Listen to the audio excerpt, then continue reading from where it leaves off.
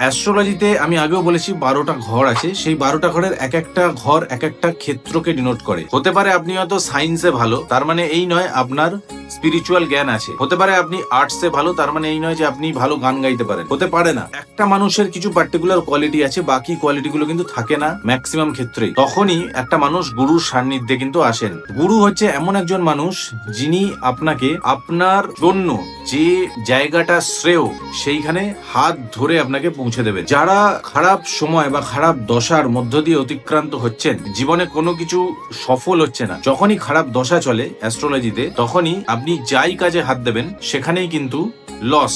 যে লোকটা আপনার প্রতি অত্যন্ত সুব্যবহার করতো, তিনিও দেখবেন দুর্ব্যবহার শুরু করেছে। একই কাজে ভালো দশা চলাকালীন একরকম ফিডব্যাক পাবেন, খারাপ দশা চলাকালীন একরকম ফিডব্যাক পাবেন। গুরু হচ্ছে তিনি যিনি তখন আপনার জীবনে ভগবানের মতো আবির্ভূত হবেন এবং আপনাকে হাত ধরে সেই জায়গা থেকে তুলবেন।